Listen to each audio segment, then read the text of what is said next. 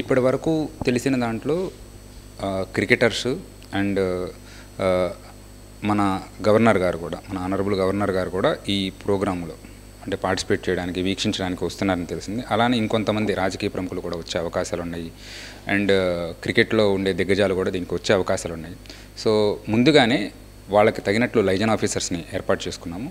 వాళ్ళు ఏ టైంకి వస్తారు, ఏ హోటల్స్లో ఉంటారు, అలానే వాళ్ళు సమయానికి గ్రౌండ్కి రీచ్ అయ్యేలా కూడా మనము ట్రాఫిక్ బందోబస్తు, అలానే వాళ్ళతో పాటు మనం కార్డన్ చేసుకోవడం జరుగుతుంది. సో ఇన్ కేసు ఎవరైనా సరే బయటికి వెళ్ళాలనుకున్నా, అండ్ ఎయిర్పోర్ట్లో దిగినప్పుడు ఎక్కువసార్లు అభిమానులు ఎక్కువ మంది వస్తుంటారు. సో దీనికి కూడా మనం లైజన్ ఆఫీసర్స్ని సెక్యూరిటీ తరపున, అలానే ఏసీఏ తరపు నుంచి కూడా మనం పెట్టుకొని దానికి తగినట్లే కార్డన్ చేసుకొని సేఫ్గా రావడానికి, అలానే సేఫ్గా వెళ్ళడానికి కూడా మనం ప్లాన్ చేసుకోవడం జరిగింది.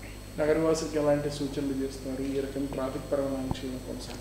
ట్రాఫిక్ పరంగా ఏవైతే సరే మనకి మెయిన్ రోడ్డు ఉందో పిఎం పాలెంలో, సో ఆ టైంలో మొత్తం మనం మేజర్ వెహికల్స్ ఏవైతే సరే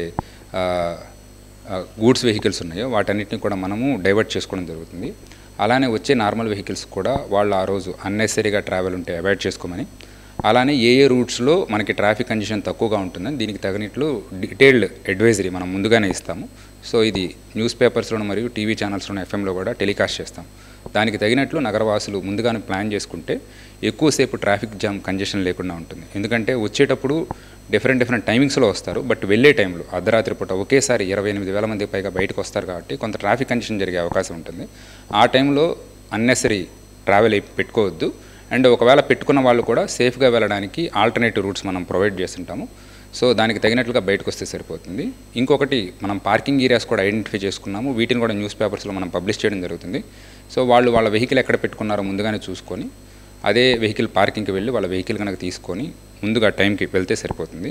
అండ్ ఒకేసారి బయటకు రాకుండా ఉండడానికి లోపల కొన్ని ప్రోగ్రామ్స్ కూడా జరుగుతున్నాయి. అండ్ పోస్ట్ మ్యాచ్ రకరకాల ప్రోగ్రామ్స్ జరుగుతాయి కాబట్టి కొంత ఆడియన్స్ని దానిలో ఎంగేజ్ చేస్తే ఒకేసారి 28,000 బయటకు రాకుండా ఉంటుంది. ఎట్ ద సేమ్ టైము బయట కంజెషన్ కూడా తగ్గుతుందనే ఉద్దేశంతో ఆ రకంగా కూడా ప్లాన్స్ చేస్తున్నాం.